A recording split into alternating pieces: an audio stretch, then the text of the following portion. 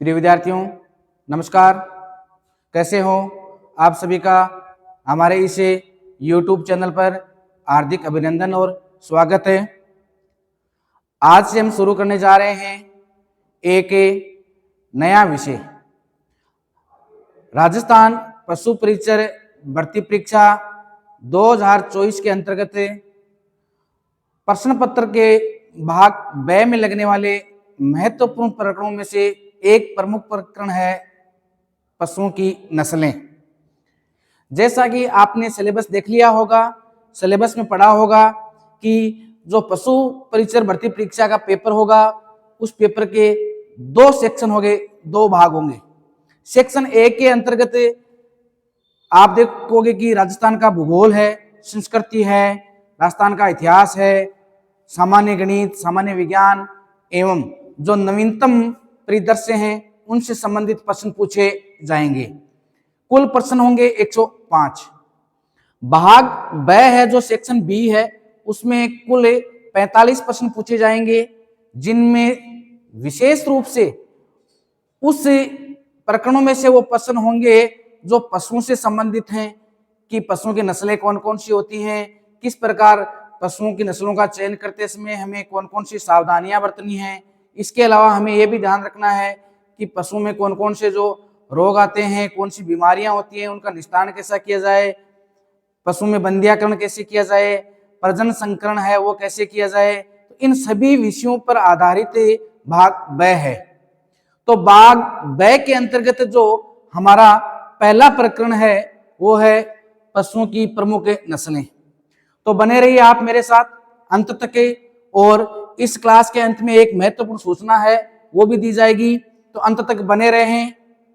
Class को subscribe करें, आगे से आगे शेयर भी करें। तो करते हैं आज हम एक नए प्रकरण की शुरुआत, और आज का हमारा जो प्रकरण है वो है पशु परिचर भर्ती की जो परीक्षा 2024 में संभावित है, उससे संबंधित एक नया टॉपिक, और टॉपिक है प्रमुख नस्लें। पशुओं की प्रमुख नस्लें कौन कौन सी हैं। तो देखिए, जो पशुओं की प्रमुख नस्लें हैं उनके बारे में हमें जानकारी कहां से मिलती है। इसके लिए एक राष्ट्रीय बोर्ड है, उसका गठन किया गया है। तो जो प्रमुख नस्लें हैं उनका पंजीकरण कहां किया जाता है, नस्लों का पंजीकरण। नस्लों का जो पंजीकरण है वो NBAGER, ये संस्था है जो करनाल हरियाणा में स्थित है। NBAGER की जो फुल फॉर्म है वो क्या है, national bureau of animal genetics resources. यानी हम कह सकते हैं नेशनल का अर्थ हुआ राष्ट्रीय, bureau of animal genetics resources की जो पशुओं की जो जेनेटिक्स हैं, गुणसूत्र हैं, उनके आधार पर जो नस्लें हैं उनका जो पंजीकरण है वो किनके द्वारा किया जाता है, NBAGER, जो कहाँ स्थित है, करनाल हरियाणा में स्थित है। इस संस्था के द्वारा पशुओं जो प्रमुख पशु हैं उनकी नस्लों का पंजीकरण किया जाता है।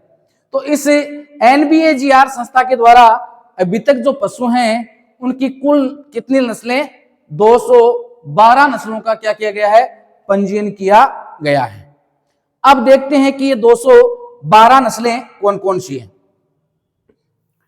बढ़िया, आगे देखिए, गाय की 53 नस्लें बताई गई हैं, भैंस की 20 नस्लें हैं वो पंजीकृत हैं, भेड़ की 44, बकरी 37, ऊंट 9, सुअर 13, घोड़ा 7, मुर्गा 19। इस प्रकार 8 प्रकार के जो ये पशु हैं उनकी नस्लों का पंजीकरण किया गया है, और कुल मिलाकर कुल नस्लें कितनी हैं, 212 नस्लें हैं। अब ये जो 212 नस्लें हैं पशु की, उनमें से जो प्रमुख पशु हैं उनके बारे में हम एक एक पशु को आधार मानकर उनकी प्रमुख नस्लें कौन कौन सी हैं, उनकी क्या क्या विशेषताएं हैं, वो उस नस्ल के पशु कहाँ कहाँ पाए जाते हैं, उनमें कौन सी ऐसी विलक्षण बातें हैं, अनोखी बातें हैं जो उसे दूसरी प्रजाति या दूसरी नस्ल से भिन्न है वो बताती है। उन सब के बारे में हमें विस्तार से अध्ययन करेंगे। तो चलते हैं, आगे बढ़ते हैं और देखिए हम पढ़ने जा रहे हैं भैंस की प्रमुख नस्लें। और भैंस की प्रमुख नस्लें कौन कौन सी हैं? 20 प्रमुख नस्लें हैं।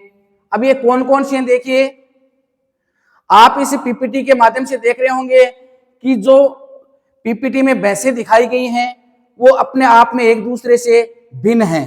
जैसे मैं बात कहूं कि ये जो पहला जो भैंस का आप जो चित्र या पिक्चर देख रहे हो, इसमें जो भैंस के सींग है वो बिल्कुल मुड़े हुए हैं। दूसरे चित्र में आप देख रहे हो कि भैंस के सींग पूर्णतया इस प्रकार एकदम सीधे हैं। तीसरे में आप देख रहे हो कि भैंस की जो नस्ल है उसके सींग बिल्कुल यूं डब्लू के आकार के हैं। चौथे चित्र में आप देख पा रहे होंगे कि भैंस के सींग तो मुड़े हुए हैं लेकिन उनके मस्तक पर सफेद रंग का एक टीका है और पूंछ में भी सफेद रंग है तथा पैरों के जो नीचे जो खुर हैं वो भी सफेद रंग के हैं। इस नस्ल में आप देख रहे होंगे कि इसके जो सींग हैं वो किस प्रकार नीचे आकर यूं मुड़े हुए हैं। और अगले चित्र में भी आप देख रहे हो कि ये मुर्रा भैंस है, उसका चित्र है। तो भैंस की जितनी भी प्रजातियां हैं, जितनी भी नस्लें हैं, वो अपने आप में एक दूसरे से अलग अलग हैं, विलक्षण हैं, अनोखी हैं। तो इन्हीं प्रमुख नस्लों के बारे में आज हम अध्ययन करेंगे।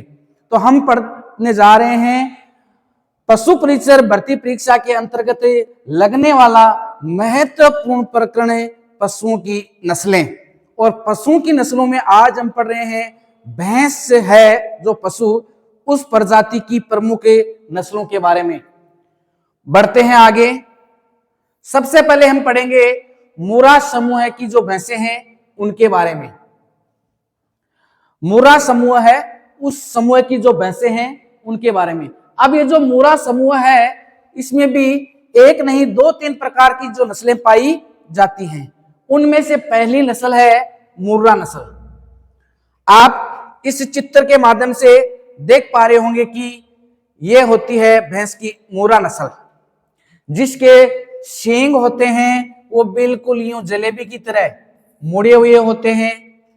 पूंछ है वो पूर्णतया लंबी होती है, जहां तक है जमीन को स्पर्श करती हुई होती है। और इसका जो बदन है, शरीर, वो पूर्णतया गठीला होता है। यानी हम कह सकते हैं कि ये नस्ल की जो भैंसें होती हैं बहुत ही हष्ट पुष्ट और मोटी ताजी होती हैं। इसके अलावा गले के नीचे ये जो मांस है ये भी इसमें लटकता रहता है। तो ये भैंस की कौन सी प्रजाति है? ये है मुर्रा नस्ल। आगे देखते हैं कि मुर्रा नस्ल के बारे में महत्वपूर्ण तथ्य कौन कौन से हैं। तो मुर्रा नस्ल की जो उत्पत्ति है वो हिसार हरियाणा मानी जाती है। हरियाणा राज्य का एक जिला या स्थान है हिसार, वहां से इस नस्ल की उत्पत्ति मानी जाती है। बात करें कि राजस्थान में इस नस्ल की कौन कौन सी जो नस्ल है वो कौन कौन से जिलों में पाई जाती है। तो मुर्रा नस्ल की भैंसें राजस्थान में अलवर और जयपुर में पाई जाती हैं विशेषतया। बाकी और जिलों में भी नस्लें पाई जाती हैं लेकिन अधिकतर संख्या इनकी कहां है? अलवर और जयपुर में। बात करें कि इस नस्ल के अन्य नाम क्या हैं, अन्य किस नामों से भी इन्हें जाना जाता है? खुंडी, इसके सींग यूं मुड़े हुए होते हैं, बिल्कुल मुड़कर वापिस कह सकते हैं कि माथे में घुसने का या माथे में प्रवेश करने का प्रयास करते हैं, इसलिए इसे क्या कहा जाता है? खुंडी भी कहा जाता है। ब्लैक ब्यूटी, काली है लेकिन बहुत सुंदर है, इसलिए इस नस्ल की भैंसों को क्या कहा जाता है? ब्लैक ब्यूटी कहा जाता है। आगे बात करें तो इसे दिल्ली ही बुफेलो भी कहा जाता है, दिल्ली की बुफेलो, क्योंकि दिल्ली में विशेष रूप से मुर्रा नस्ल की भैंसें ही पाई जाती हैं, इसलिए इसे दिल्ली की बुफेलो भी कहा जाता है। और इसे क्या कहते हैं? काला सोना, ब्लैक गोल्ड के नाम से भी यह नस्ल प्रसिद्ध है। तो हम पढ़ रहे हैं किसके बारे में? मुर्रा नस्ल की भैंसों के बारे में। और भैंसों की जो मुर्रा नस्ल है उसकी उत्पत्ति कहां से हुई है विद्यार्थियों? हिसार हरियाणा। देखो, पशु तरह तरह के होते हैं, उनकी अलग अलग नस्लें होती हैं और प्रतियोगी परीक्षा में प्रश्न है वो कहीं से भी पूछा जा सकता है। इसलिए हमें सभी पशुओं की जो प्रमुख प्रमुख नस्लें हैं उनके बारे में विशिष्ट जो तथ्य हैं या महत्वपूर्ण तथ्य हैं उनकी जानकारी होना बहुत आवश्यक है।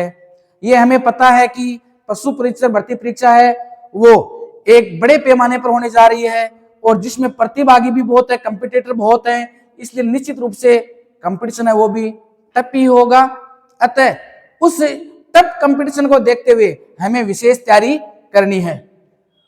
अब बात करें हमें कि ये जो मुर्रा नस्ल की भैंस होती है उनके सींग कैसे होते हैं। सींग मैंने आपको बताया था कि सींग पूर्णतया मुड़े हुए होते हैं, यानी किसके आकार के, जलेबी के आकार के इसके सींग होते हैं।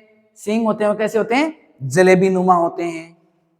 बात करेंगे सींगों का रंग कैसा होता है, तो जो सींग है उनका रंग कैसा होता है, जेड ब्लैक होता है, पूर्णतया ब्लैक होता है। सींगों के भी रंग कई प्रकार के होते हैं, भूरे रंग के भी पाए जाते हैं या कुछ हम कह सकते हैं कि स्लेटी रंग के सींग भी होते हैं।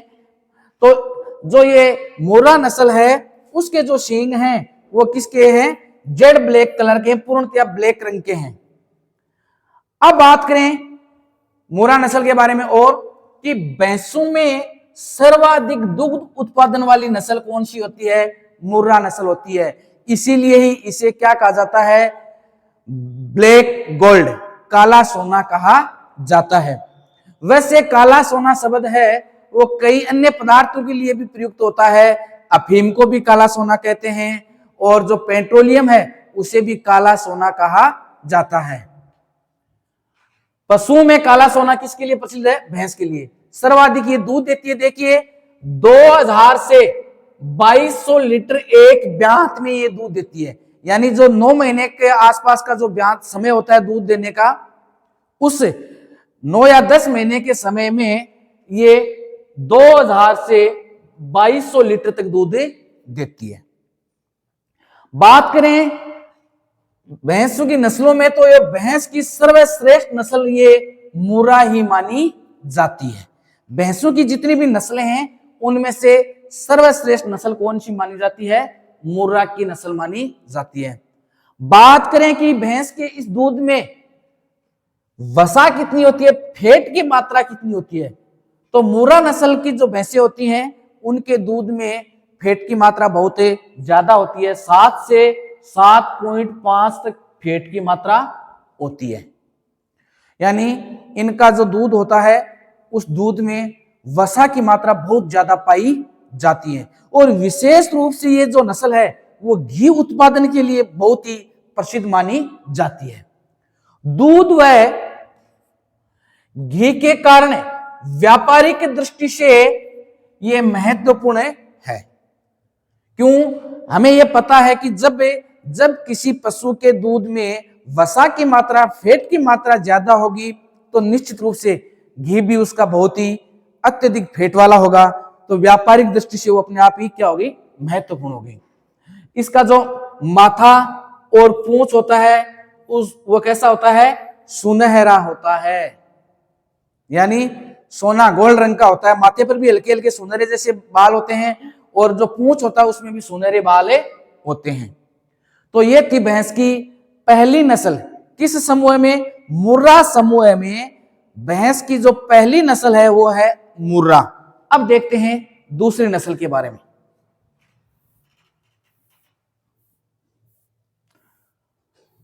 भैंस की दूसरी नस्ल है नीली रावी नस्ल। देखिए जैसे कि आप पीपीटी में चित्र में देख पा रहे होंगे कि यह है नीली रावी नस्ल की भैंस, जिसमें भैंस का जो मुंह है और जो मस्तिष्क है, माथा है, वो लगभग सफेद होता है और जो पैर होते हैं वो भी आधे खुर से लेकर आधे पैर घुटनों तक होते हैं, वो सफेद रंग के होते हैं। तो ये तो है उसी जो नीली रावी नस्ल की भैंस है उसका चित्र। अब देखते हैं महत्वपूर्ण तथ्यों के बारे में। महत्वपूर्ण तथ्य, बात करें उत्पत्ति की तो नीली रावी नस्ल है उसका उत्पत्ति स्थल है फिरोजपुर पंजाब। वो भी कौन सी नदी के किनारे, सतलज नदी के किनारे। सतलज नदी के किनारे फिरोजपुर पंजाब बसा हुआ है और यही इस नीली रावी नस्ल का उत्पत्ति क्षेत्र माना जाता है। राजस्थान में ये कहां पाई जाती है?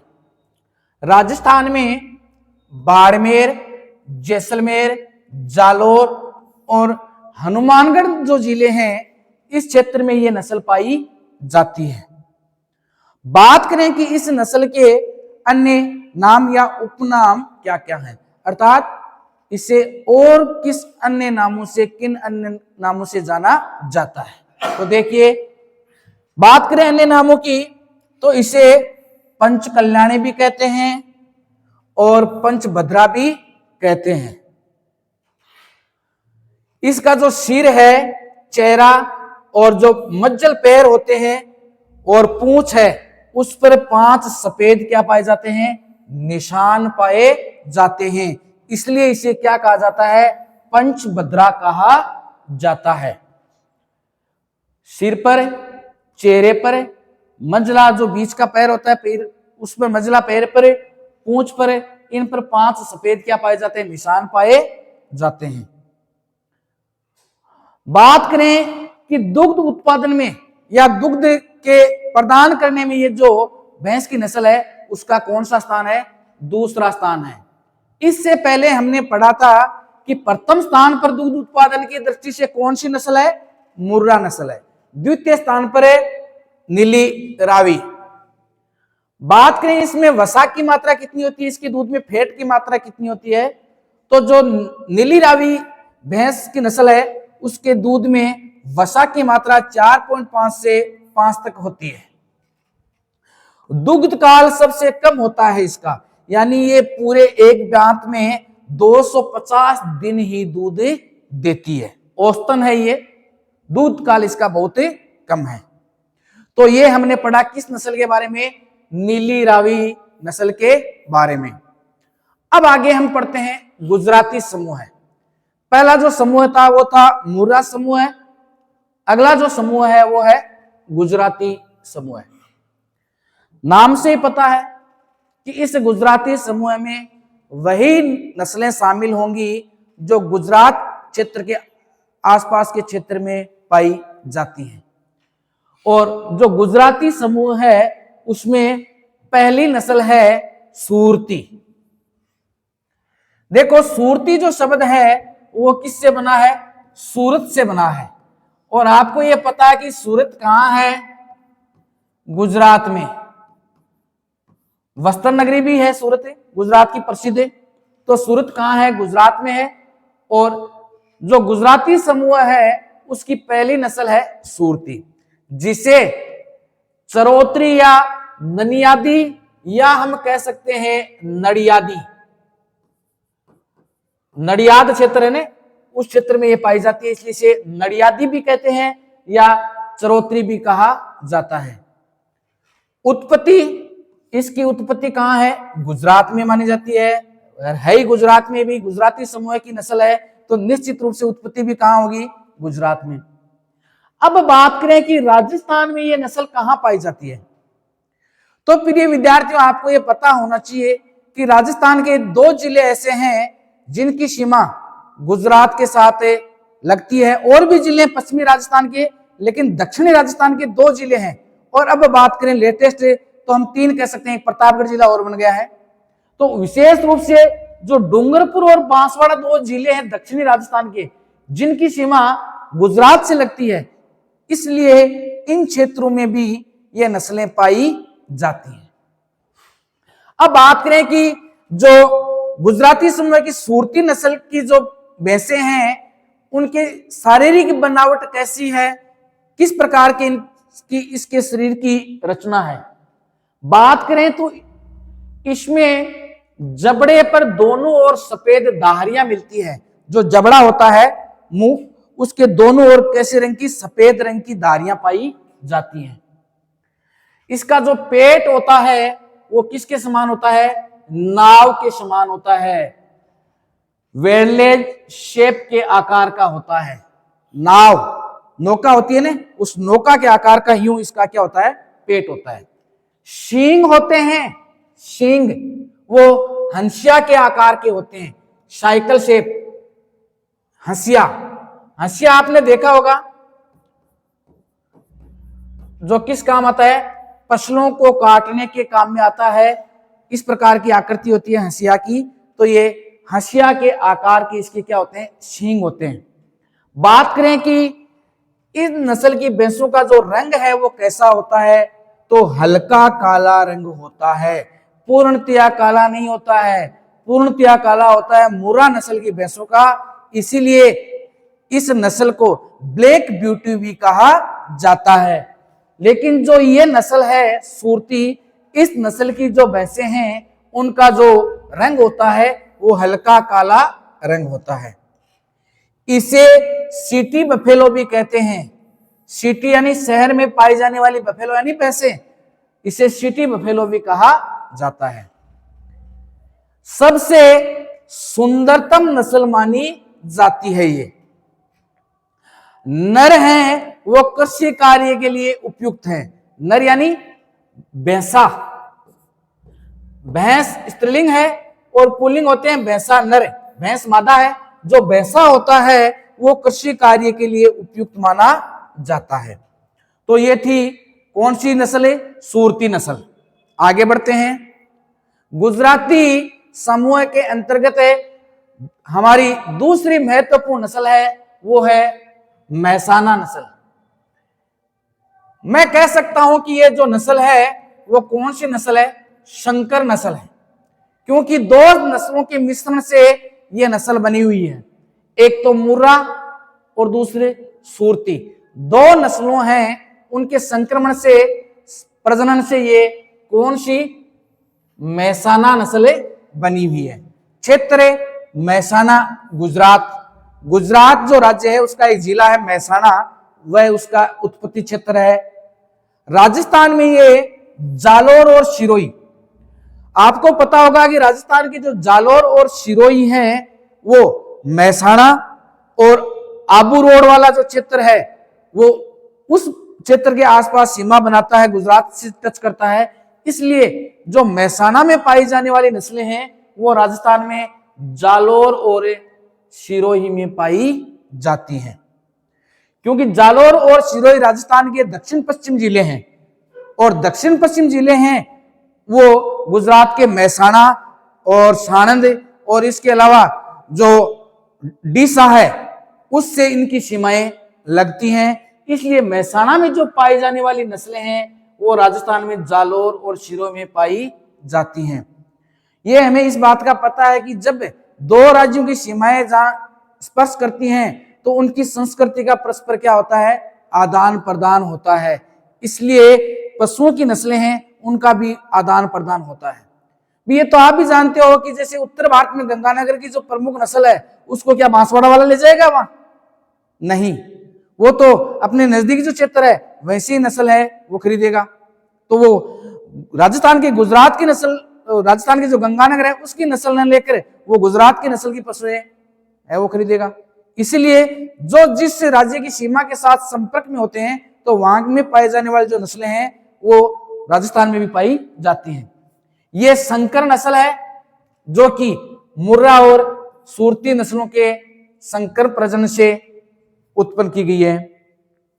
दुग्ध काल इसका सबसे लंबा माना जाता है, 310 दिन। 310 दिन इसका क्या माना जाता है, दुग्ध काल माना जाता है। 365 में से 310 दिन तक ये दूध देती है। पूंछ होती है वो कैसी होती है, काले रंग की होती है और भैंस का जो रंग होता है वो हल्का भूरा होता है। तो ये थी गुजराती समूह की दूसरी प्रमुख नस्ल है मेहसाना नस्ल।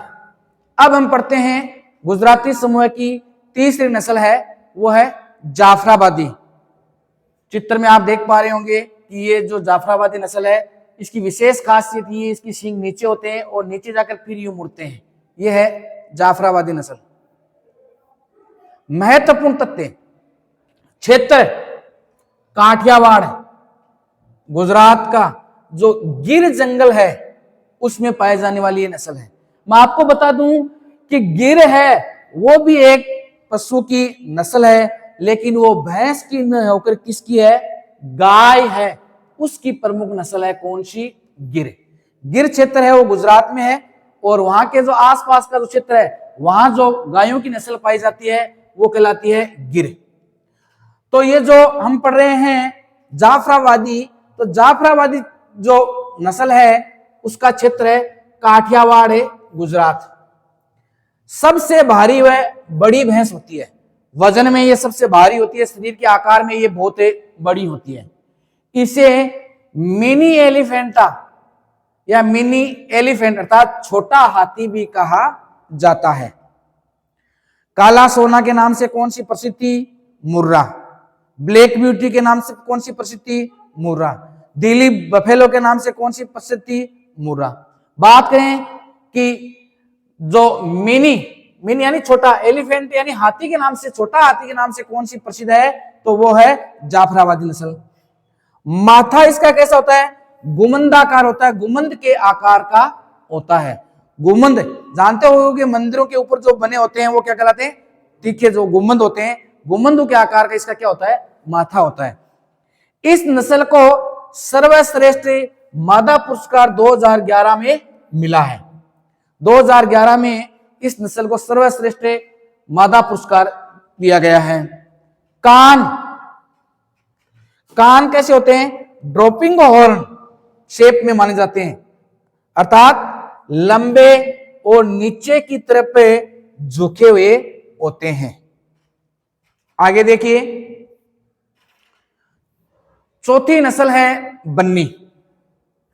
ये भी जो गुजराती समूह की प्रमुख नस्ल है बन्नी।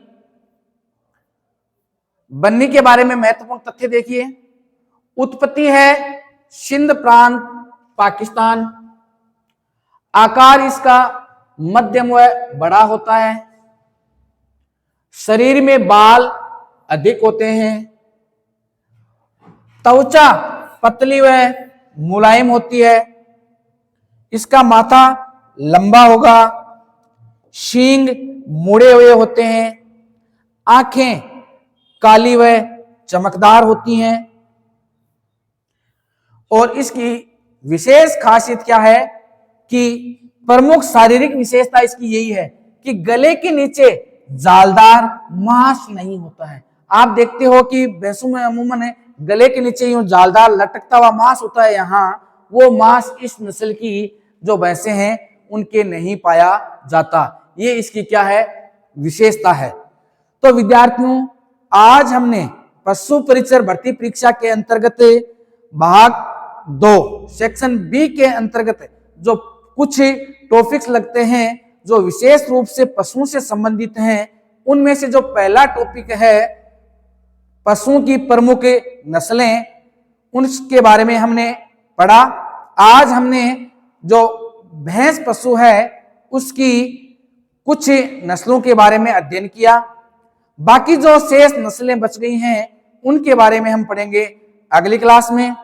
इसी के साथ मैं लेकर आया हूं आपके लिए एक विशेष सूचना। अभिज्ञान क्लासेस रतनगढ़, जहां पशु परिचर का ऑफलाइन एवं ऑनलाइन बैच है वो प्रारंभ हो चुका है। न्यू बैच है वो 17 जनवरी से प्रारंभ हो चुका है। ऑफलाइन के विद्यार्थियों के लिए मैं बता दूं कि लिमिटेड सीटें हैं और लिमिटेड ऑफर है। ऑफर ये कब तक वैलिड रहेगा? 26 जनवरी तक वैलिड है, जिसमें आपको 20% डिस्काउंट दिया जाएगा।